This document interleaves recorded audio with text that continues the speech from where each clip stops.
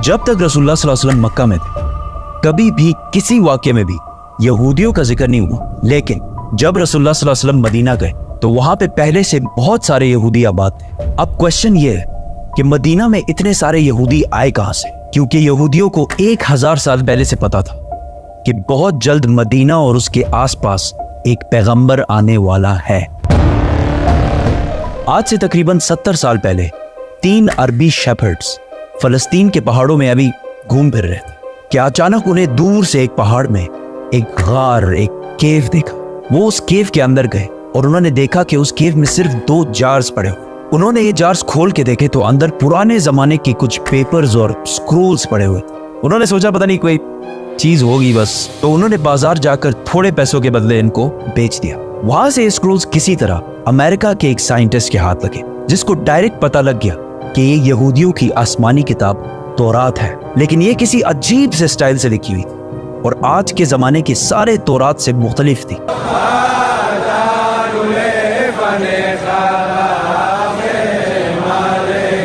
तो उस scientist John C Trevor ने इन पेपर्स को उस जमाने के सबसे पुराने तौरात जो 1800 साल पुराना था उससे कंपेयर किया और इन दोनों तौरात का स्टाइल और अंदाज बिल्कुल एक जैसे था। जिस कागज पर यह तौरात लिखी हुई थी उस साइंटिस्ट ने उसकी कार्बन डेटिंग कराई कि ज्यादा से ज्यादा ये कितने पुराने जमाने के हो सकते। तो पता चला कि ये एटलीस्ट 2200 साल पुराना कागज है जिस पर यह तौरात लिखी हुई है।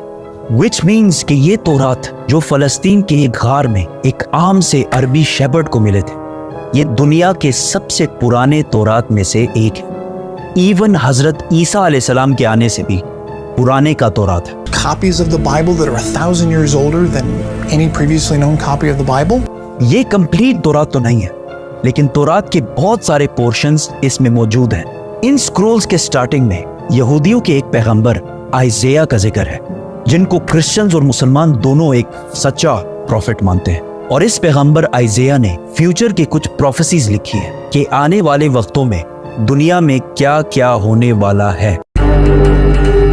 पहली प्रोफेसी ये थी कि बख्ते नसर बेबीलोन का बहुत ताकतवर बादशाह, जिसने हजारों साल पहले यहूदियों की बिल्कुल हिटलर की तरह तबाही फेर दी थी। इस तौरात की पहली प्रोफेसी ये है कि अभी तो बख्ते नसर हमारे ऊपर बहुत जुल्म कर रहा है, लेकिन बहुत जल्द एक शख्स इसकी हुकूमत को तबाह बर्बाद कर दे और यहूदियों को उनके इलाके में वापस आबाद करेगा। ये प्रोफेसी इस तौरात से भी 300 साल पहले पूरी हो चुकी थी, साइरस द ग्रेट की शक्ल में, जो ईरान का एक बहुत ताकतवर बादशाह था, जिसको आज बहुत सारे मॉडर्न इस्लामिक स्कॉलर्स जुल्करनैन भी समझते हैं। Actually, he was Cyrus.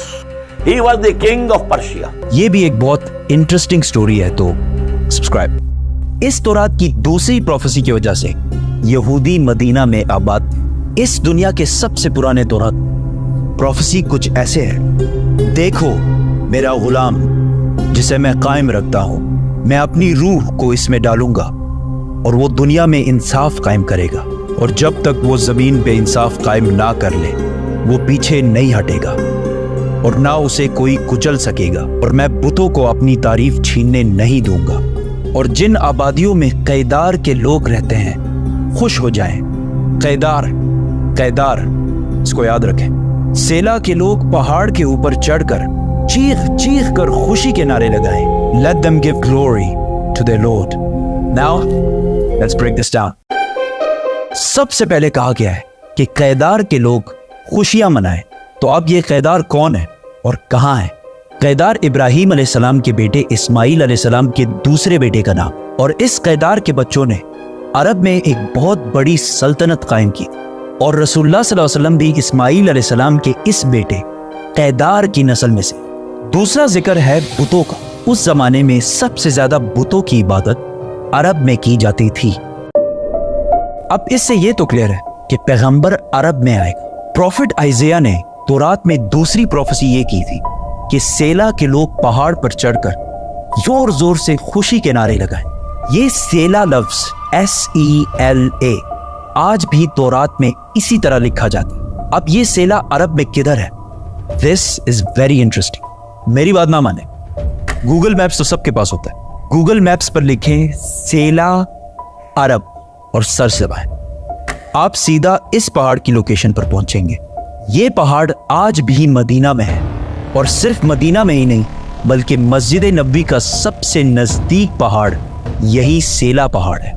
मस्जिद नबवी से ये पहाड़ सिर्फ 500 मीटर दूर है, किलोमीटर भी नहीं, मीटर। तो तौरात में सेला के लोगों को कहा गया है कि पहाड़ पर चढ़ो और खुशी के नारे लगाओ, क्योंकि सब कुछ तौरात में यहूदियों को पहले ही बता दिया गया था। यहूदियों को इस बात का पूरा अंदाजा था कि बहुत जल्द मदीना में एक पैगंबर आने वाला है। तो आहिस्ता आहिस्ता बहुत सारे यहूदी फलस्तीन से मदीना और इसके आसपास शिफ्ट होना शुरू हुए कि काश हम उस पैगंबर से मिल सकें। और एक दफा तो यहूदी और रोमन एम्पायर की लड़ाई के बाद बहुत सारे यहूदी मदीना और इसके गिर्द जमा होना शुरू हुए, और खैबर को, जो मदीना के सबसे करीब सिटी समझी जाती थी, उसको अपना हेडक्वार्टर बनाया। मदीना के अरब यहूदियों के नॉलेज और उनके बिजनेस करने के तरीके से बहुत ज्यादा इम्प्रेस थे, जिस तरह आज भी पूरी दुनिया यहूदियों के इंटेलिजेंस और बिजनेस के तरीके से बहुत इम्प्रेस है। आहिस्ता आहिस्ता मदीना में यहूदी बढ़ने लगे और मदीना के अरबियों और यहूदियों के दरमियान लड़ाइयाँ होना शुरू हुई। और हमेशा यहूदी मदीना के अरबियों को कहते थे कि आज तो तुम लोगों ने जो करना है कर लो, लेकिन जब हमारा पैगंबर आएगा तब हम तुम लोगों को नहीं छोड़ेंगे। मदीना के अरबी हमेशा इस बात से डरते थे कि कहीं वाकई इनका प्रॉफिट आके हमें खत्म ही ना कर दे। मदीना वालों को जनरेशंस एंड जनरेशंस तक ये बात बताई जा रही थी, जिसकी वजह से मदीना वालों को यकीन हो गया था कि बहुत जल्द एक पैगंबर आने वाला है। इस सब के दरमियान अचानक एक दिन मक्का से एक आदमी मदीना आया जिसका नाम था मसअब बिन उमैर, और उन्होंने मदीना के लोगों को इस्लाम की दावत दी और बताया कि मक्का में एक अरबी पैगंबर आया है जिसकी बात कोई भी मक्का में नहीं माना। ये सुनकर मदीना वाले हैरान हो गए कि एक अरबी बोलने वाला पैगंबर, हो सकता है ये वही पैगंबर है जिससे यहूदी हमें बार बार डराते रहते। तो मदीना वालों ने डायरेक्ट दुनिया में सबसे पहले इस्लाम कबूल कर लिया। यहूदियों को जब इस बात का पता चला कि हमारा पैगंबर तो अरबियों में आ गया, तो उन्होंने साफ डिनाई कर दी कि ये वो पैगंबर है ही नहीं। लेकिन फिर भी कुछ यहूदियों ने इस्लाम कबूल भी किया और इस्लाम के लिए जान भी दी। और तौरात में मोहम्मद सल्लल्लाहु अलैहि वसल्लम के बारे में जो पहले से कहा गया था, ये भी यहूदी जो मुसलमान हो गए थे, ये भी उन्हीं यहूदियों ने डिस्कवर किया था। इसीलिए हजरत सलमान फारसी को भी एक क्रिश्चियन प्रीस्ट ने मदीना ही भेजा था कि वहां एक पैगंबर आने वाला है। यहूदियों ने इस सब को डिनाई कर दिया कि ये वो पैगंबर है ही नहीं, और सिर्फ इनको पैगंबर मानने से इनकार नहीं किया, बल्कि रसूलुल्लाह सल्लल्लाहु अलैहि वसल्लम के खिलाफ हर तरह की साजिश भी की। लेकिन यहूदियों की ताकत खैबर की जंग के बाद पूरे अरब में हमेशा के लिए खत्म कर दी, और वो सारा माल जो यहूदियों ने हंड्रेड्स ऑफ ईयर्स में जमा किया था, सारा मुसलमानों को मिल गया। और मक्का वालों को भी पता चल गया कि खैबर के बाद अगली बारी मक्का वालों की। सबसे पहले काबा को मक्का में इब्राहिम अलैहिस्सलाम ने बनाया था, वी ऑल नो दैट। लेकिन यहूदी और ईसाई जो इब्राहिम अलैहिस्सलाम को एक सच्चा पैगंबर मानते हैं, वो सारी इंपॉर्टेंस यरूशलेम को देते हैं और मक्का को बस एक आम सी सिटी कहते हैं, और कहते हैं कि मक्का का इब्राहिम अलैहिस्सलाम और उनके खुदा से कोई ताल्लुक नहीं है। लेकिन इन्हीं की किताब तौरात में क्लियरली लिखा हुआ है कि मक्का में ही खुदा का घर है।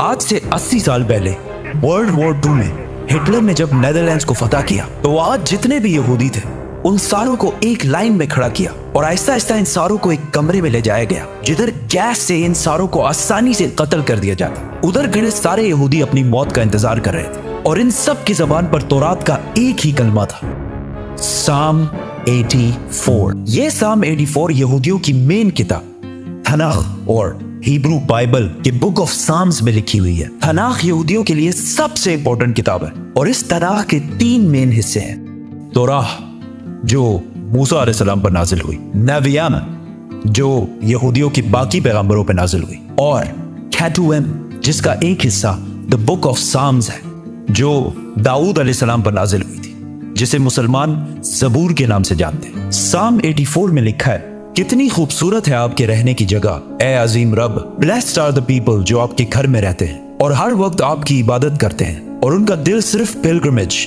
हज की तरफ होता है। जब वो बक्का के खुश्क वादी के पास से गुजरते हैं, बक्का बक्का, तो वो उस वादी को स्प्रिंग्स, चश्मों में बदल देते हैं। They go from strength to strength, जिसका असली हिब्रू तर्जुमा है They go from mountain to mountain। यहूदियों की इस किताब में क्लियरली लिखा है कि खुदा का एक घर है, बक्का की खुश्क वादी में है, और उसके पास चश्मा भी है, और वहां लोग पहाड़ से पहाड़ की तरफ जाते हैं। ये क्लियरली काबा की बात हो रही है, जो मक्का में है, जिसके पास जमजम का कुआं है, और लोग सफा के पहाड़ से मरवा की तरफ जाते हैं। लेकिन यहां तो लिखा है कि अल्लाह का घर बक्का में है। इसका मक्का से क्या ताल्लुक है?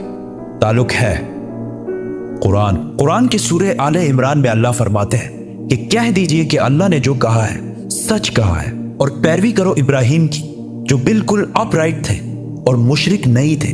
यकीनन पहला घर जो लोगों के लिए बनाया गया अल्लाह की इबादत के लिए, वही है जो बक्का में है, बरकत वाला और हिदायत का सेंटर है सारे जहानों के लिए। तो ऐ किताब वालों, तुम क्यों अल्लाह की आयतों से इनकार करते हो? कुरान और तौरात दोनों ने मक्का को मक्का नहीं बल्कि बक्का कहा है, और बक्का मक्का का ही पुराना नाम है। मुसलमानों का पहला किबला मक्का के बजाय जेरूसलम में बैतुल मुकद्दस था। एक दिन मदीना में रसूलुल्लाह सल्लल्लाहु अलैहि वसल्लम मस्जिद में नमाज पढ़ा रहे थे कि अचानक अल्लाह की तरफ से हुक्म हुआ कि जहां भी हो अपना रुख बैतुल मुकद्दस से फेर कर मक्का में काबा की तरफ करो। तो रसूलुल्लाह सल्लल्लाहु अलैहि वसल्लम नमाज के दौरान ही 180 डिग्रीज काबा की तरफ टर्न हुए, और पीछे खड़े सारे सहाबा ने भी ऐसा ही किया, और इस तरह पहली दफा मुसलमानों का नया किबला बना। तो यहूदियों ने कहा कि मुसलमानों ने असली किबले बैतुल मुकद्दस को छोड़कर पता नहीं कहां से एक नया किबला इजाद कर लिया। यहूदी और हिस्टोरियंस दोनों इस बात को मानते हैं कि जेरूसलम में यहूदियों का पहला टेंपल सुलेमान अलैहिस्सलाम ने आज से 3000 साल पहले बनाया था, जबकि मक्का में काबा को इब्राहिम अलैहिस्सलाम ने बनाया था, जो सुलेमान अलैहिस्सलाम से भी हजारों साल पहले गुजर चुके थे। तो मुसलमानों ने एक नया किबला इजाद नहीं किया, बल्कि असली किबले की तरफ वापस गए हैं।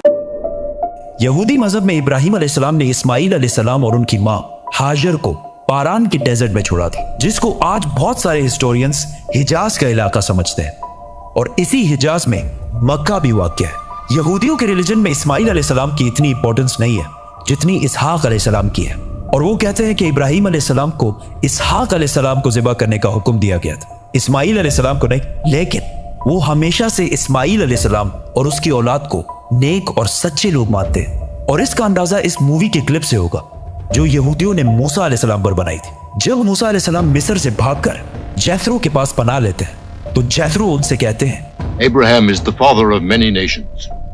We are the children of Ishmael, his firstborn. We are the obedient of God.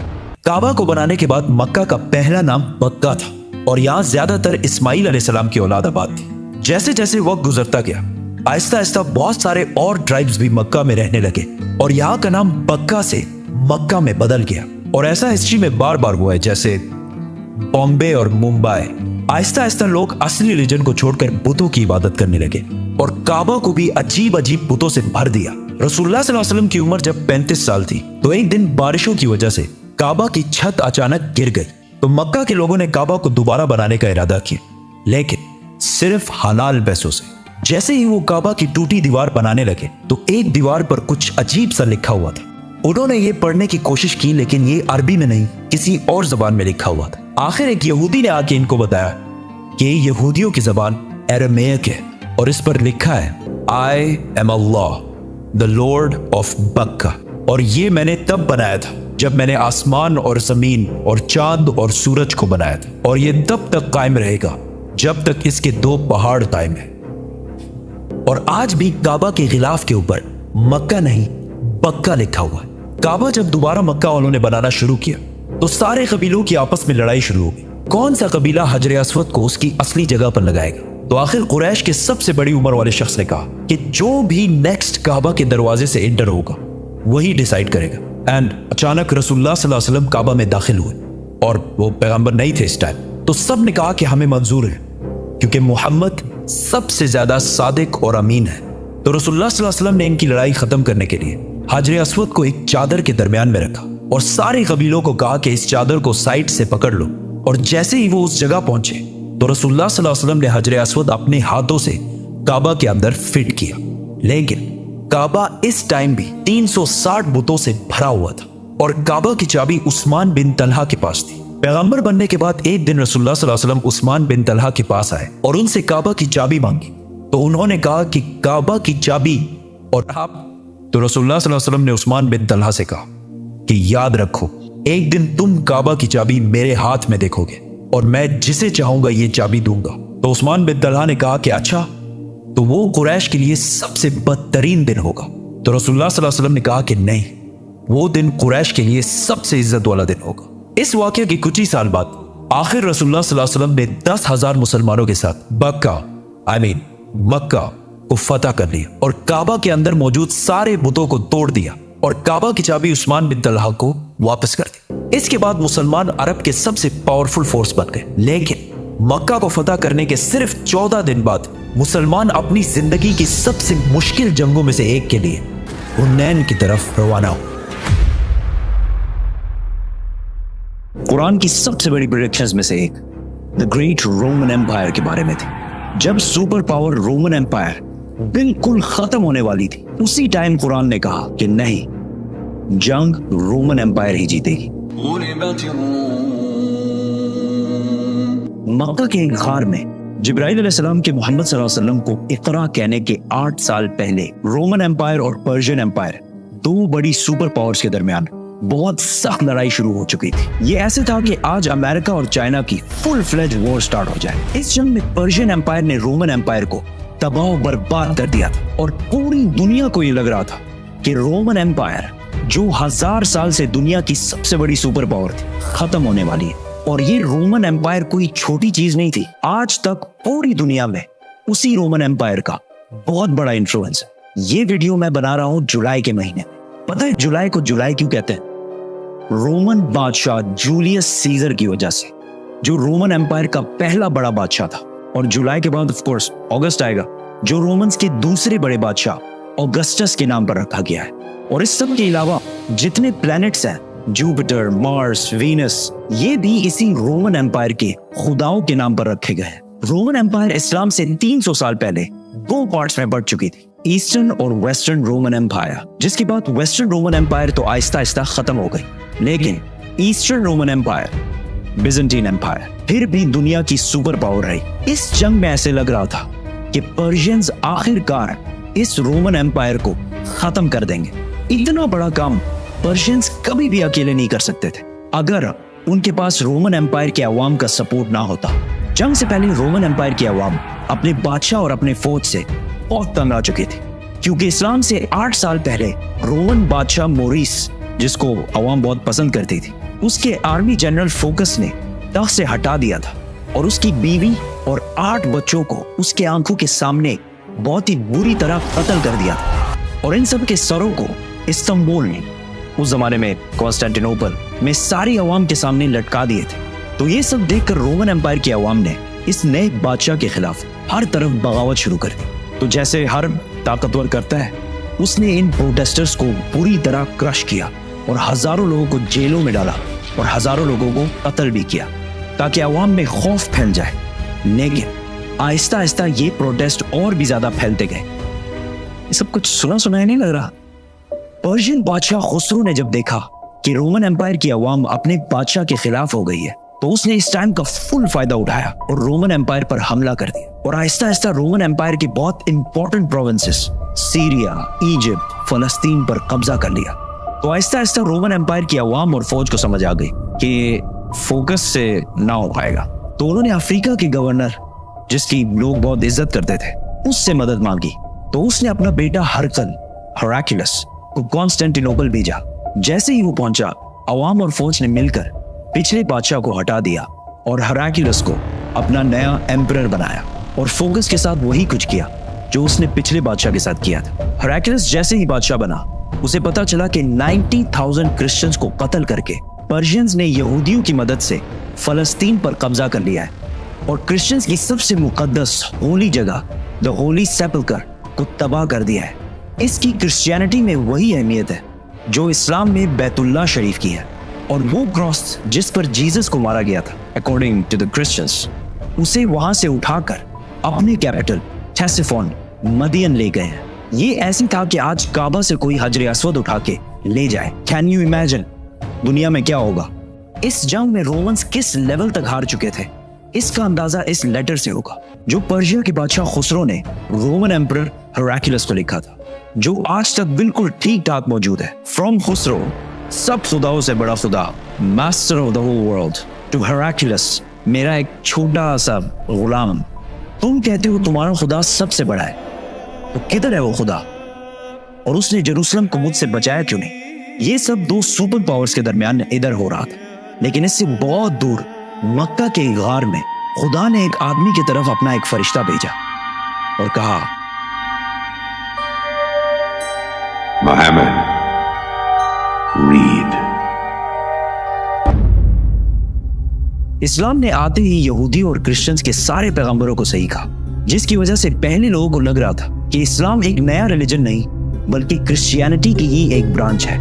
तो मक्का वाले मुसलमानों को ताने देने लगे कि जिस तरह आग की इबादत करने वाले पर्शियंस ने रोमन एम्पायर को तबाह कर दिया है, उसी तरह तुम मुसलमानों को भी तबाह करेंगे। उस टाइम क्रिश्चियंस और मुसलमानों का एक ही हाल था और दोनों का इन हालात से निकलना इम्पॉसिबल लग रहा था। इतने टेंस और सख्त टाइम में अल्लाह ने कुरान के सूरह रोम में रोमन्स और मुसलमानों दोनों की कामयाबी की प्रेडिक्शन की। बिस्मिल्लाहिर्रहमानिर्रहीम।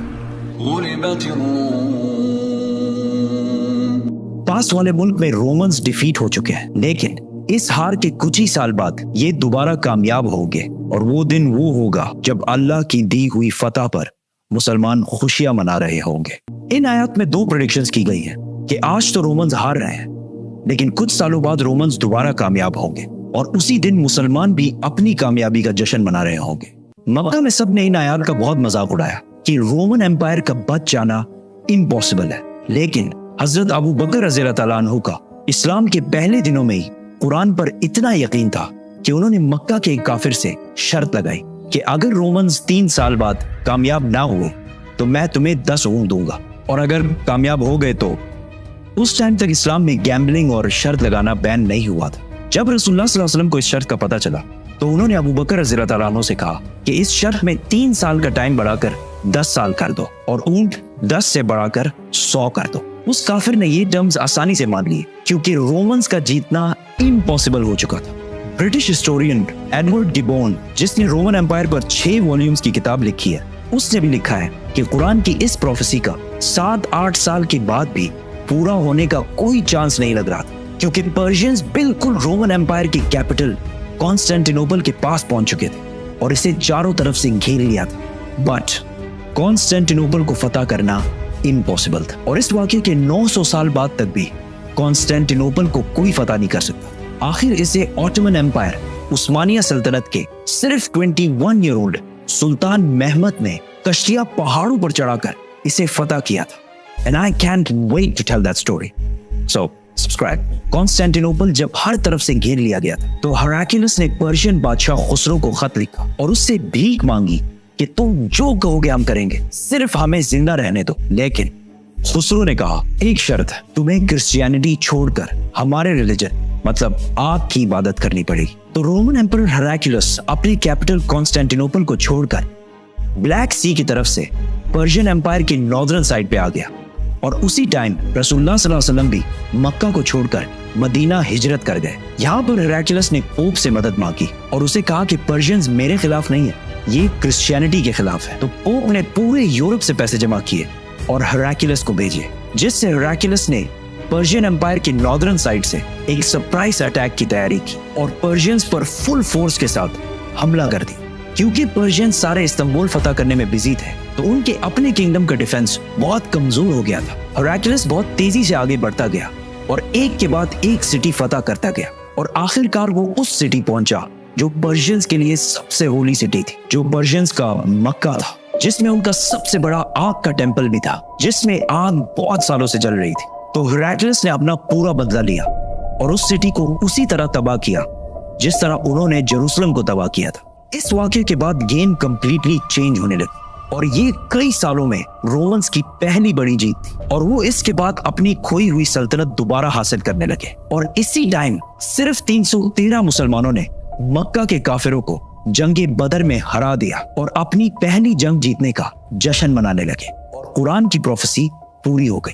अबू बकर रज़ियल्लाहु ताला अन्हु ने जो शर्त लगाई थी वो जीत गए और मक्का के उस बंदे ने उसे 100 ऊंट दिए, लेकिन उस टाइम इस्लाम में गैम्बलिंग और शर्त लगाना हराम हो चुका था। तो रसूलुल्लाह सल्लल्लाहु अलैहि वसल्लम ने कहा कि ये 100 के 100 ऊंट गरीबों में बांट दो। हेराक्लियस आगे बढ़ता गया और आखिर पर्शिया के कैपिटल क्टेसिफोन मदियन को चारों तरफ से घेर लिया। पर्शियंस को जब कोई और उम्मीद नजर नहीं आई तो खुसरो के बेटे ने अपने बाप और अपने 18 भाइयों के सर काट दिए और रोमन एम्पायर के सामने सरेंडर कर दिया। और इस जंग में रोमन एम्पायर का जितना नुकसान हुआ था वो सारे पैसे वापस करने का वादा किया और अपनी सारी फौज को रोमन एम्पायर से वापस बुला लिया। मतलब पर्शियन एम्पायर बहुत ही बुरी तरह हार गई। रोमन एम्पायर ने उस क्रॉस को जो पर्शियंस जेरूसलम से बहुत गुरूर में लेकर गए थे वापस लाया और उसे उसी जगह पर रखा जहां वो पहले था। और इसी साल मुसलमानों और मक्का वालों के दरमियान सुलह हुदैबिया की हिस्टोरिक एग्रीमेंट हुई जिससे मुसलमानों की तकदीर हमेशा के लिए बदल गई और कुरान ने इसे एक बहुत बड़ी फतह कहा।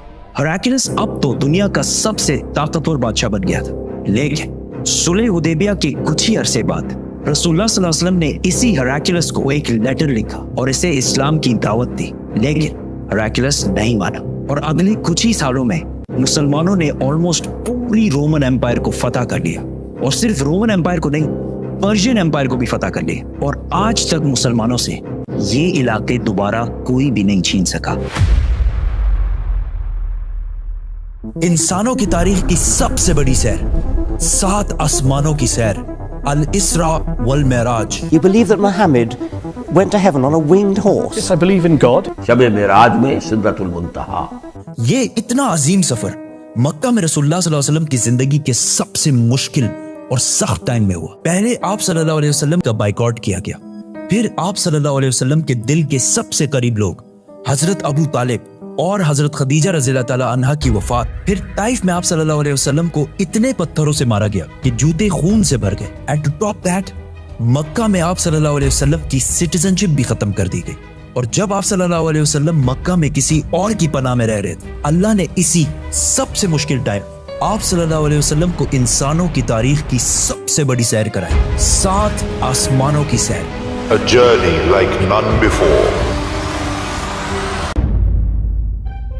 ये 7 आसमानों का सफर नबूवत के 11वें साल में हुआ, which means ऑलमोस्ट बिल्कुल मिडल में। और ये सफर रसूलुल्लाह सल्लल्लाहु अलैहि वसल्लम की जिंदगी का टर्निंग पॉइंट था। 7 आसमानों के इस सफर से पहले आप सल्लल्लाहु अलैहि वसल्लम मक्का में बहुत सख्त जिंदगी गुजार रहे थे, लेकिन इस सफर के डायरेक्ट बाद आप सल्लल्लाहु अलैहि वसल्लम ने मदीना हिजरत फरमाई, जहां एक नई रियासत के लीडर और बादशाह के तौर पर उनकी जिंदगी बिल्कुल बदल गई।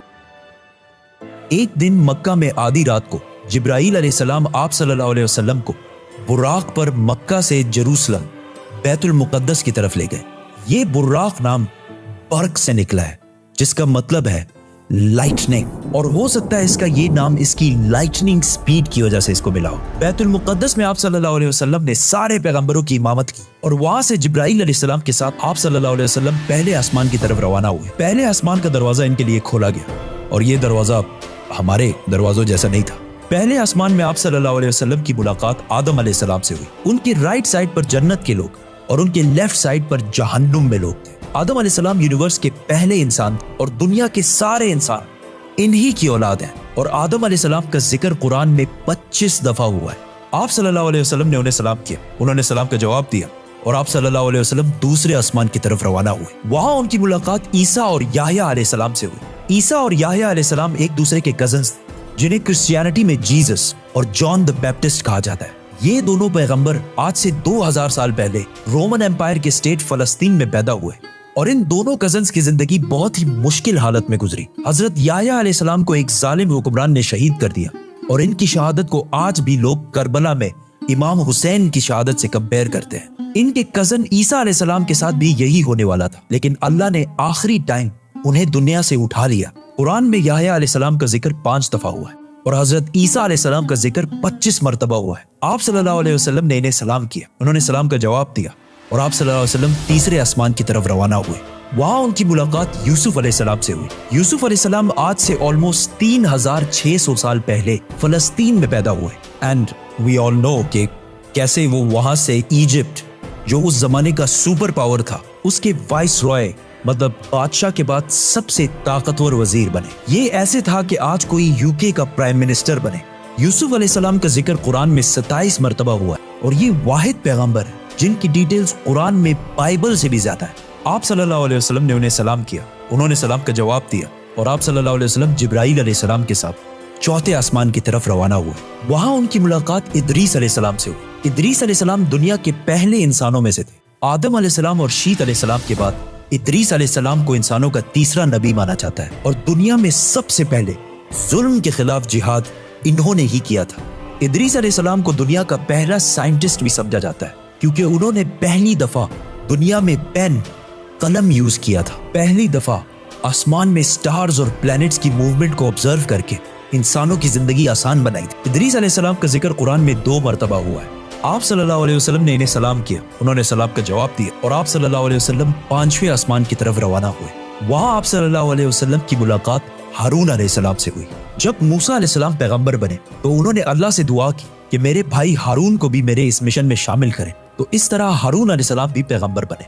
मूसा अलैहिस्सलाम ने हारून अलैहिस्सलाम को सिर्फ इसलिए चूज नहीं किया कि वो उनके भाई थे, बल्कि इसलिए क्योंकि हारून अलैहिस्सलाम बनी इसराइल के सबसे बड़े स्कॉलर्स में से थे। मूसा अलैहिस्सलाम बचपन से फिरौन के घर में पले बड़े थे, जिसकी वजह से उन्हें बनी इसराइल की किताबों और स्क्रिप्चर्स का इतना इल्म नहीं था। तो उन्हें एक ऐसे शख्स की जरूरत थी जिसके पास इन सारी चीजों का इल्म हो, और वो थे हारून अलैहिस्सलाम। और आज तक यहूदियों में सबसे ज्यादा स्कॉलर्स हारून अलैहिस्सलाम की औलाद में से हैं, जिसकी वजह से हारून अलैहिस्सलाम की औलाद को यहूदियों में एक स्पेशल स्टेटस हासिल है, जिस तरह इस्लाम में सैयदों को हासिल है। हारून अलैहिस्सलाम का जिक्र कुरान में 20 मरतबा हुआ है। आप सल्लल्लाहु अलैहि वसल्लम ने इन्हें सलाम किया, उन्होंने सलाम का जवाब दिया और आप सल्लल्लाहु अलैहि वसल्लम छठे आसमान की तरफ रवाना हुए। वहां आप सल्लल्लाहु अलैहि वसल्लम की मुलाकात एक ऐसे पैगंबर से हुई जिनका जिक्र कुरान में सबसे ज्यादा किया गया है, 136 टाइम्स।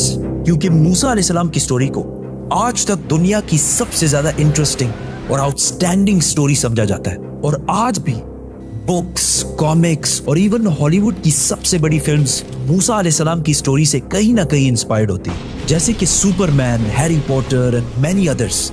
ये सारे स्टोरीज बिलियंस ऑफ डॉलर्स कमा चुके हैं। And I was like, come on, this is Musa alayhi salam's story. हुआ ऐसे कि जब यूसुफ अलैहिस्सलाम मिस्र के प्राइम मिनिस्टर बने तो उन्होंने अपने 11 भाइयों को भी इजिप्ट में आबाद किया और काफी जनरेशंस तक वो उधर ही रहे, और आहिस्ता आहिस्ता वो इजिप्ट के सबसे स्ट्रॉन्ग और रिच कम्युनिटी बने एज यूजुअल। लेकिन ये देखकर मिस्र के लोग इनसे डरने लगे और उन्होंने बनी इसराइल पर जुल्म करना शुरू किया और आखिर सारे यहूदियों को गुलाम बना दिया, और बनी इसराइल मिस्र वालों के 400 साल तक गुलाम रहे, जिसमें उन्होंने उन पर बहुत जुल्म किए। आखिर 400 साल बाद मूसा अलैहिस्सलाम के जरिए अल्लाह ने बनी इसराइल को फिरौन की गुलामी से निकाल दिया। वहां से आप सल्लल्लाहु अलैहि वसल्लम 7वें और आखिरी आसमान पहुंचे, जहां उनकी मुलाकात उनकी ग्रेट ग्रेट ग्रेट ग्रैंडफादर से हुई, हजरत इब्राहिम अलैहिस्सलाम। पिछले हजारों साल से दुनिया के सबसे बड़े रिलीजन्स एब्राहमिक रिलीजन्स रहे हैं, और आज भी दुनिया की 60% आबादी इन्हीं एब्राहमिक रिलीजन्स को फॉलो करती है। और हर दिन 5 वक्त की नमाजों में मुसलमान इब्राहिम अलैहिस्सलाम के लिए स्पेशल दुआ करते हैं। इसके बाद आप सल्लल्लाहु अलैहि वसल्लम सिदरतुल मुंतहा के पास पहुंचे। वहां आप सल्लल्लाहु अलैहि वसल्लम को बैतुल मामूर दिखाया गया, जिसका हर दिन 70,000 नए फरिश्ते तवाफ करते हैं। सिदरतुल मुंतहा आखिरी बाउंड्री है, वो आखिरी हद है, मखलूक कोई इससे आगे नहीं जा सकती। लेकिन रसूलुल्लाह सल्लल्लाहु अलैहि वसल्लम को इजाजत थी, इसीलिए वो जिब्राईल अलैहिस्सलाम को छोड़कर अकेले आगे बढ़े और अल्लाह के दरबार में हाजिर हुए। आप सल्लल्लाहु अलैहि वसल्लम से बाद में सहाबा ने पूछा कि क्या आपने अंदर अल्लाह को देखा? तो आप सल्लल्लाहु अलैहि वसल्लम ने कहा कि मैं कैसे देखता, वहां नूर, लाइट का पर्दा था। यहां इस इतने अजीम सफर का असली मकसद जाहिर हुआ। यहां इस्लाम का सबसे बड़ा हुक्म मुसलमानों पर फर्ज हुआ, नमाज, जो पिछले 1400 साल से पूरी दुनिया के कोने कोने में अदा हो रही है। इससे पहले नमाज फर्ज नहीं हुई क्योंकि मक्का में मस्जिद बनाना इम्पॉसिबल था, लेकिन आसमानों के इस सफर के बाद मुसलमानों ने मदीना की तरफ हिजरत की और वहां इस्लाम की पहली मस्जिद बनाई, और इसी नमाज की वजह से मदीना में एक ऐसी डिसिप्लिन्ड और मजबूत कम्युनिटी बनी जिसने आगे जाके कुछ ही सालों में रोमन और पर्शियन एम्पायर, 2 बड़ी सुपर पावर्स को फतह कर लिया। उस वक्त आप सल्लल्लाहु अलैहि वसल्लम पर 50 नमाजें फर्ज हुई। जैसे ही आप सल्लल्लाहु अलैहि वसल्लम वहां से रवाना हुए, उनकी मुलाकात मूसा अलैहिस्सलाम से हुई। मूसा अलैहिस्सलाम ने उनसे कहा कि आपकी उम्मत 50 नमाजें कभी भी अदा नहीं कर सकती, तो आप अल्लाह के दरबार में वापस जाएं और उनसे इसे कम करने की रिक्वेस्ट कर। सही बुखारी में है कि रसूलुल्लाह सल्लल्लाहु अलैहि वसल्लम वापस गए और अल्लाह से रिक्वेस्ट की, जिस पर अल्लाह ने नमाजें 50 से कम करके 40 कर दी। आप सल्लल्लाहु अलैहि वसल्लम वापस मूसा अलैहिस्सलाम के पास गए तो उन्होंने कहा कि 40 भी इम्पॉसिबल है, वापस जाकर अल्लाह से रिक्वेस्ट करें कि वो 40 से भी कम करें। और इस तरह थोड़ा आना जाना चलता रहा और आखिर नमाजें 5 पर फिक्स हुई। लेकिन मूसा अलैहिस्सलाम ने फिर आप सल्लल्लाहु अलैहि वसल्लम को कहा कि आपकी उम्मत 5 नमाजें भी दिन में अदा नहीं कर सकती। लेकिन आप सल्लल्लाहु अलैहि वसल्लम ने कहा कि इसके बाद अल्लाह से नमाजें और कम करने में मुझे शर्म आती, मैं 5 नमाजों पर राजी हूँ। आप सल्लल्लाहु अलैहि वसल्लम को इस सफर में जन्नत, दोज़ख और गुनहगार लोगों की सजाएं सब दिखाई गई। आखिर आप सल्लल्लाहु अलैहि वसल्लम जेरूसलम वापस बैतुल मुक़द्दस पहुंचे और वहां से वापस मक्का की तरफ रवाना हुए। रास्ते में उन्हें एक काफिला देखा जिनका एक ऊंट उनसे भाग गया था। जैसे ही आप सल्लल्लाहु अलैहि वसल्लम वापस मक्का पहुंचे तो मक्का वाले सारे सो रहे थे, विच मीन्स ये सारा कुछ आप सल्लल्लाहु अलैहि वसल्लम ने एक ही रात में किया था। अब ये कैसे पॉसिबल है? आइंस्टाइन की थ्योरी ऑफ रिलेटिविटी के मुताबिक What is time?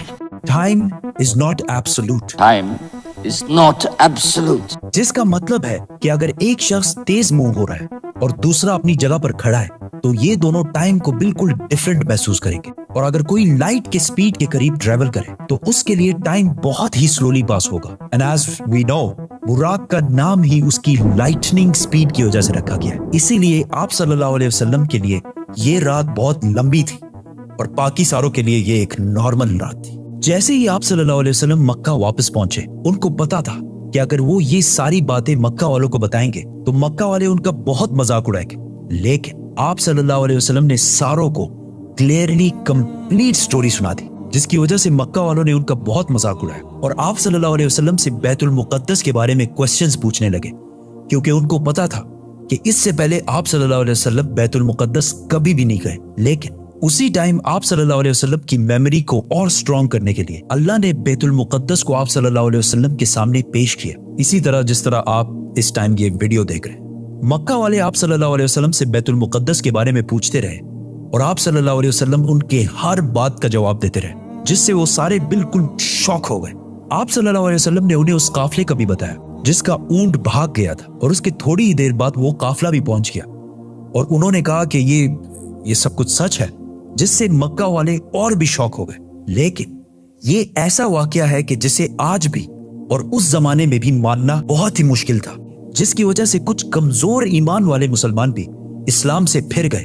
और आप सल्लल्लाहु अलैहि वसल्लम के दोस्त जिन्होंने आप सल्लल्लाहु अलैहि वसल्लम को पनाह दी थी, उन्होंने भी आप सल्लल्लाहु अलैहि वसल्लम की बात नहीं मानी। लेकिन जब अबू बकर रज़ियल्लाहु ताला अन्हु को इसका पता चला तो उन्होंने कहा कि अगर रसूलुल्लाह सल्लल्लाहु अलैहि वसल्लम ने कहा है तो ये यकीनन बिल्कुल सच बात होगी, जिस पर उनका नाम उस दिन से अबू बकर सदीक पड़ा। ये सफर कोई मामूली सफर नहीं था, बल्कि इसने इस्लाम की सख्त दिन खत्म करके इस्लाम के उरूज के दिन शुरू किए।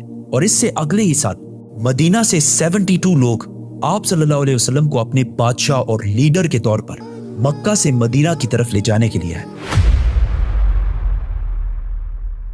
आप सल्लल्लाहु अलैहि वसल्लम एक ही रात में स्टार्स, प्लैनेट्स, गैलेक्सीज को क्रॉस करते हुए जमीन से आसमान की तरफ गए। अब अल्लाह ने कुरान में एक जगह फरमाया है कि जमीन और आसमान के दरमियान हर चीज अल्लाह को सजदा करती है, विच मीन्स सारे stars, galaxies, planets, mountains, trees. लेकिन ये कैसे पॉसिबल है?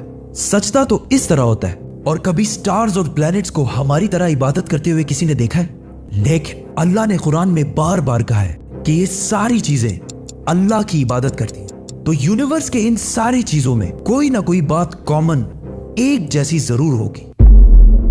आज से बहुत साल पहले पूरी दुनिया का ये ख्याल था कि जमीन, अर्थ ही दुनिया का सेंटर है और जमीन तो साकिन है बेटा, जमीन रोटेट करती ही नहीं है, जमीन गर्दिश नहीं करती। लेकिन आज से 400 साल पहले गैलीलियो, जो एक इटालियन साइंटिस्ट है, उसने 2 लेंसेज को अलाइन करके रखा तो उसे पता चला कि ऐसे करने से दूर की चीजों को करीब से देखा जा सकता है। छोटे लेवल पर टेलीस्कोप्स दुनिया में पहले भी मौजूद थे, लेकिन इन्हें सिर्फ फौजी और समंदरी सफरों में यूज किया जाता था। लेकिन गैलीलियो ने इसी टेलीस्कोप को इंप्रूव करके इंसानों की तारीख में पहली दफा इसका रुख आसमान की तरफ किया, जिससे उसने दुनिया से पहली बार सूरज और चांद को बिल्कुल करीब से देखा। और गैलीलियो ने इन सारों की मूवमेंट को ऑब्जर्व करना शुरू किया। 1300 दुनियाओं को अगर मिला लिया जाए, इससे एक जुपिटर बनता है। गैलीलियो ने देखा कि ये भी बाकी प्लैनेट्स की तरह गोल है, लेकिन जुपिटर के ऊपर जो लाइट है वो महीने के डिफरेंट दिनों में बिल्कुल बदल रही है और उसने देखा कि वीनस और सैटर्न का भी यही हाल है।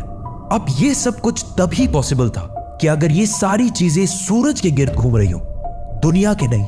गैलीलियो ने ये बातें पूरी दुनिया को बताई कि यूनिवर्स का सेंटर दुनिया नहीं बल्कि सूरज है। लेकिन इस बात को सुनकर यूरोप के सारे चर्चेस उसके दुश्मन बन गए, क्योंकि उस जमाने के पोप का ये ख्याल था कि जमीन ही यूनिवर्स का सेंटर है। और सिर्फ पोप का नहीं, पूरी दुनिया का ये ख्याल था। जमीन तो साकिन है। जिसकी वजह से गैलीलियो को चर्च से ये सजा मिली कि वो हमेशा के लिए घर में बंद कर दिया जाएगा। लेकिन गैलीलियो ने अपना काम जारी रखा और उसकी इन रिसर्चेस को बाद में पूरी दुनिया ने माना। इवन पोप ने भी गैलीलियो के मरने के 350 साल बाद पूरी दुनिया के सामने उससे माफी मांगी और कहा कि हम गलत थे और आप सही थे।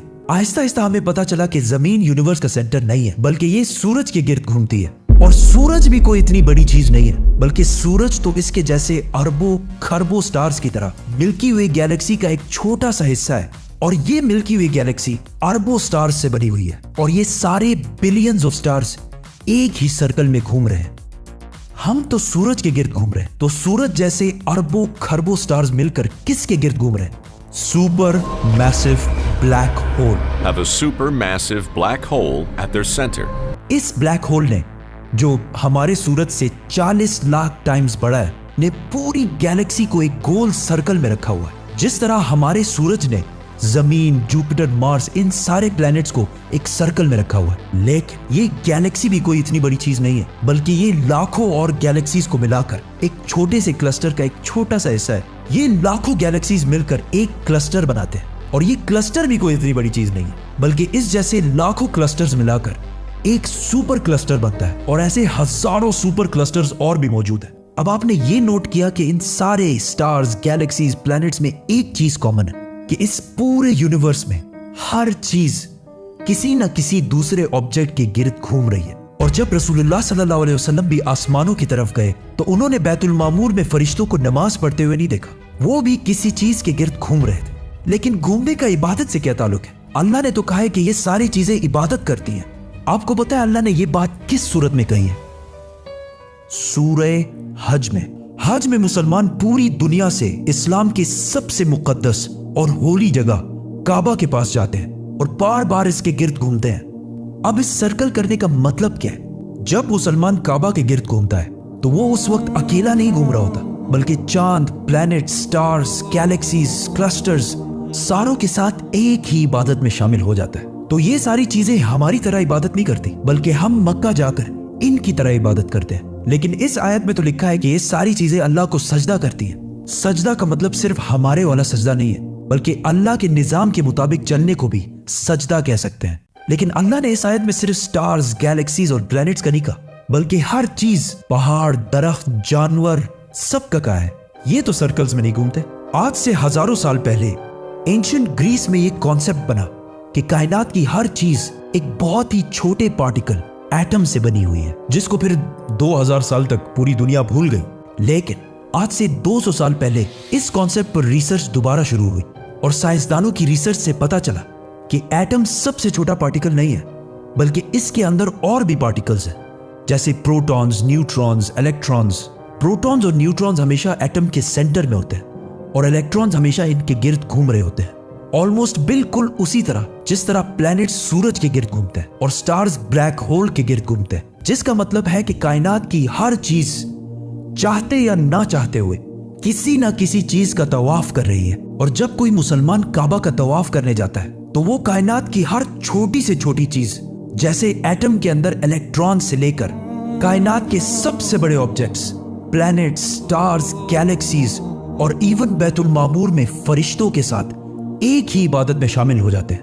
हो सकता है इसीलिए इस्लाम में तवाफ करना सबसे बड़ी इबादत है। तो जब सूरह हज में अल्लाह ने फरमाया कि ये सारी चीजें मेरी इबादत करती हैं, तो ये हमारी तरह इबादत नहीं करती, बल्कि हम मक्का में काबा का तवाफ करके इनकी तरह अल्लाह की इबादत करते हैं। लेकिन इन सारी चीजों का तवाफ करने का एक फिक्स टाइम है और जैसे ही ये टाइम पूरा होगा तब हर शख्स मालूम कर लेगा कि वो क्या लेकर आया है। आप सल्लल्लाहु अलैहि वसल्लम की वफात से पहले उन्होंने सहाबा को बहुत सारे बातों का पहले से बता दिया था कि उनके जाने के बाद दुनिया में क्या क्या होने वाला है।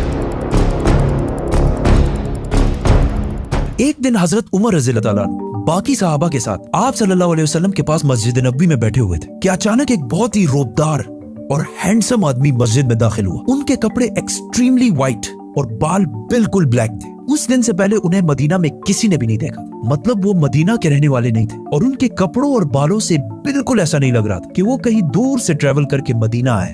मस्जिद में बैठे सारे सहाबा इस शख्स को गौर से देख रहे थे। वो आदमी सीधा मस्जिद नबी के अंदर आया और आके रसूलुल्लाह सल्लल्लाहु अलैहि वसल्लम के बिल्कुल सामने बैठ गया और कहा, ए मोहम्मद, मुझे इस्लाम के बारे में बताएं। इस आदमी के जाने के बाद आप सल्लल्लाहु अलैहि वसल्लम ने सहाबा से पूछा कि क्या तुमने इस शख्स को पहचाना? ये जिब्रील अलैहिस्सलाम थे और तुम्हें तुम्हारा दीन सिखाने के लिए आए थे। आप सल्लल्लाहु अलैहि वसल्लम ने जिब्रील को इस्लाम के बारे में बताया कि अल्लाह के सिवा किसी को खुदा ना मानना, मोहम्मद को अल्लाह का रसूल मानना, नमाज, रोजा, ज़कात और हज अदा करना। जिस पर जिब्रील अलैहिस्सलाम ने कहा कि आपने बिल्कुल सच फरमाया। फिर जिब्रील अलैहिस्सलाम ने आप सल्लल्लाहु अलैहि वसल्लम से ईमान के बारे में पूछा। आप सल्लल्लाहु अलैहि वसल्लम ने फरमाया कि अल्लाह को मानना, उसके एंजल्स, फरिश्तों को मानना, उसकी किताबों को मानना, उसके पैगंबरों को मानना, आखिरत को मानना और तकदीर को मानना। जिस पर जिब्रील अलैहिस्सलाम ने फिर कहा कि आपने बिल्कुल सच फरमाया। जिब्रील अलैहिस्सलाम ने आप सल्लल्लाहु अलैहि वसल्लम से एहसान के बारे में भी पूछा और फिर जिब्रील अलैहिस्सलाम ने आप सल्लल्लाहु अलैहि वसल्लम से पूछा कि क़यामत, the day of judgement,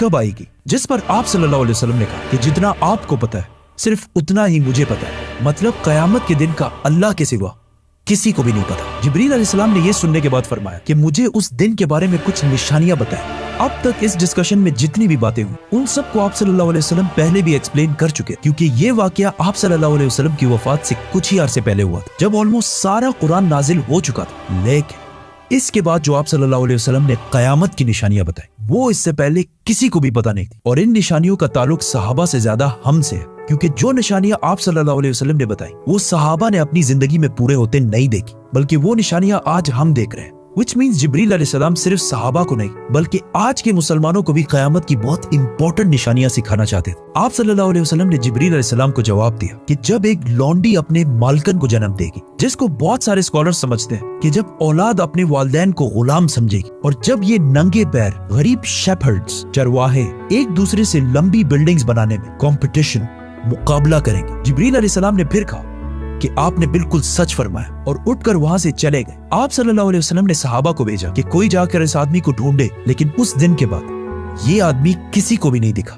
now आप सल्लल्लाहु अलैहि वसल्लम ने नंगे पैर गरीब चरवाहों का जिक्र किया, जिन्हें उस जमाने में अरब बेडुइन्स, बद्दू कहा करते थे, जो अरब के बाकी कबीलों से हमेशा दूर रहते थे और कभी भी एक जगह पर नहीं रहते, बल्कि अपने जानवरों के साथ हमेशा ट्रेवल करते रहते थे, मतलब एक खानाबदोश नॉर्मैडिक जिंदगी गुजारते थे। ये इसलिए बहुत अजीब बात थी क्योंकि बद्दू पूरे अरब में सबसे गरीब कबीलों में से होते थे। सिर्फ उस जमाने में नहीं बल्कि इस हदीस के 1000 साल बाद भी ये बेडुइन्स अरब के सबसे लोअर क्लास होते थे। इसलिए सहाबा हैरान थे कि हमारी सोसाइटी के सबसे गरीब क्लास कैसे आपस में लंबी बिल्डिंग्स बनाने में मुकाबला करेंगे। आप सल्लल्लाहु अलैहि वसल्लम के बाद खिलाफत राशिदा हर तरफ फैलने के बाद दुनिया की सबसे बड़ी सुपर पावर बन गई। सिर्फ मुसलमानों में नहीं बल्कि ये उस वक्त तक इंसानों की तारीख की सबसे बड़ी एम्पायर थी, जो अलेक्जेंडर द ग्रेट और रोमन एम्पायर के जूलियस सीजर के एम्पायर से भी बहुत बड़ी थी। इसका फायदा उठाते हुए ये बेडुइन्स पूरे दुनिया में फैल गए, लेकिन फिर भी इनकी सबसे बड़ी पॉपुलेशन इसी अरब के इलाके में रही। आहिस्ता आहिस्ता वक्त गुजरता गया और इनका कल्चर बिल्कुल भी नहीं बदला। ये बेडुइन्स उसी तरह अपनी जिंदगी गुजारते रहे। आखिर 1000 साल बाद उस्मानिया खिलाफत के आखिरी जमाने में दुनिया पुराने तरीकों से एक नई इंडस्ट्रियल एज की तरफ बढ़ने लगी, तो आखिर उस्मानी खलीफा सुल्तान अब्दुल हमीद ने मुसलमानों को भी मॉडर्न दुनिया की तरफ लाने के लिए बहुत स्ट्रॉन्ग रिफॉर्म्स की और पूरी एम्पायर में बहुत सारे प्रोजेक्ट शुरू किए, जिसमें इस्तांबुल से मदीना तक एक ट्रेन भी बनाई गई। लेकिन इस ट्रेन के रास्ते में हमेशा एक बहुत बड़ी रुकावट थी, यही बेडुइन्स, क्योंकि इन्हीं बेडुइन्स ने इससे बहुत साल पहले 1757 में 20,000 हाजियों को शहीद भी किया था, जिसके बाद उस्मानिया सल्तनत इनके कल्चर को चेंज करने लगी और इन्हें खानाबदोश नॉर्मैडिक जिंदगी से एक परमानेंट इलाके में सेटल करने की कोशिश की। लेकिन बेडुइन कबीले उस्मानिया सल्तनत के इन रिफॉर्म्स से बिल्कुल भी खुश नहीं थे और आखिर सऊदी अरब के पहले बादशाह इब्ने सऊद ने बेडुइन्स को यूनाइट करके ऑटोमन एम्पायर के खिलाफ एक फौज बनाई और फिर ब्रिटिश की मदद से इस पूरे इलाके को फतह कर लिया, जिसे आज हम सऊदी अरेबिया कहते हैं। और कुछ सालों बाद इन इलाकों से ऑयल, तेल डिस्कवर होने के बाद यही बेडुइन्स, जिनकी इससे पहले कोई औकात नहीं थी, अब दुनिया के सबसे रिच लोगों में से बने और इनमें से बहुत सारे मिलियनियर्स और बिलियनियर्स भी सामने आए। लेकिन तेल डिस्कवर होने के बाद इन सारों को पता चला कि ये ऑयल हमेशा के लिए नहीं रहने वाली, बल्कि एक दिन बहुत जल्द खत्म होने वाली है, जिसके साथ इनकी सारी लग्जरीज भी खत्म हो जाएंगी। तो सबसे पहले दुबई के बादशाह शेख मोहम्मद बिन राशिद, जो एक बेडुइन बद्दू कबीले से हैं, जिन्होंने एक बार खलीज टाइम के इंटरव्यू में खुद ये कहा है कि उन्हें बेडुइन कबीले से होने पर फख्र है। उन्होंने दुबई को ऑयल से निकालकर टूरिज्म और बिजनेस की तरफ लाया और बहुत तेजी से कुछ ही सालों में दुबई दुनिया की बेस्ट सिटीज में से बन गई। और फिर कुछ सालों बाद दुनिया की सबसे लंबी बिल्डिंग बुर्जुल खलीफा भी दुबई में बनाई गई। ये अब तक इंसानों की बनाई हुई सबसे बड़ी बिल्डिंग थी। इससे पहले एक जमाने में, आज से 4500 साल पहले, इजिप्ट में फिरौनों के बनाए हुए pyramids, specifically the pyramid of Giza, इंसानों की बनाई हुई सबसे बड़ी बिल्डिंग और दुनिया की सबसे बड़ी बिल्डिंग होने का ये टाइटल इस पिरामिड के पास 3800 साल तक रहा। मतलब फिरौन के बाद 3800 साल तक कोई भी फिरौन से लंबी बिल्डिंग नहीं बना सकी। लेकिन 3800 साल बाद यूरोप के एक चर्च ने पिरामिड्स का ये रिकॉर्ड तोड़ दिया, जिसके बाद पेरिस के आईफिल टावर और 9/11 में तबाह होने वाले वर्ल्ड ट्रेड सेंटर भी दुनिया की सबसे बड़ी बिल्डिंग्स रह चुकी है। इसके बारे में फिर हम बात करेंगे, तो सब्सक्राइब। दुबई के इस अजीम कामयाबी को देखकर सऊदी ने भी इसे कॉपी करना शुरू किया और मक्का में काबा के बिल्कुल सामने दुनिया की चौथी सबसे बड़ी बिल्डिंग बनाई और कुछ ही साल बाद दुनिया की सबसे बड़ी बिल्डिंग का ऐलान करती है, किंगडम टावर या जद्दा टावर, जो दुबई के बुर्ज खलीफा से भी बड़ी होगी और इस तरह सऊदी यूएई से आगे निकल जाएगा। इस सारे प्रोजेक्ट को हेड करने वाले का नाम अल वलीद बिन तलाल है, जो कुछ साल पहले दुनिया के सबसे अमीर अरब, जिनके कबीले का ताल्लुक अगेन एक बेडुइन कबीले से, जिसके बाद दुबई ने सऊदी से दोबारा आगे निकलने के लिए दुबई में एक नई दुनिया की सबसे बड़ी बिल्डिंग बनाने का ऐलान किया, जो इन दोनों बुर्ज खलीफा और जद्दा टावर से भी बड़ी होगी। और आजकल हर कुछ अरसे बाद बहुत तेजी से अरब में ऐसी लंबी बिल्डिंग्स के प्रोजेक्ट्स का ऐलान हो रहा है। इवन अरब कंट्रीज एक दूसरे को ये तक नहीं बता रही कि उनके अगले प्रोजेक्ट की हाइट क्या होगी, क्योंकि फिर बाकी अरब कंट्रीज उनसे आगे निकलने के लिए उससे भी बड़ी बिल्डिंग का ऐलान कर देंगे। और इस तरह लंबी बिल्डिंग्स बनाने का एक बहुत सख्त कंपटीशन इन सारे अरब ममालिक में स्टार्ट हो चुका है, जिनमें ऑलमोस्ट सारे प्रोजेक्ट्स के पीछे ऐसे लोग हैं जिनका कोई ना कोई ताल्लुक उन्हीं बेडुइन कबीलों से। और आज ये जो कुछ भी हो रहा है, इस सब का रसूलुल्लाह सल्लल्लाहु अलैहि वसल्लम ने आज से 1400 साल पहले ही जिब्रील अलैहिस्सलाम और सहाबा को बता दिया था कि एक दिन ये बेडुइन्स, जो आज नंगे पैर और बहुत ही गरीब शेपर्ड्स, चरवाहे हैं, वो एक दूसरे से लंबी बिल्डिंग्स बनाने में मुकाबला करें। और ये कयामत की इतनी इंपॉर्टेंट निशानी है कि जिब्रील अलैहिस्सलाम खुद मुसलमानों को ये सिखाने आए थे। और आज रसूलुल्लाह सल्लल्लाहु अलैहि वसल्लम की बताई हुई इस निशानी को हम अपने आंखों के सामने पूरा होते देख रहे हैं। सब्सक्राइब।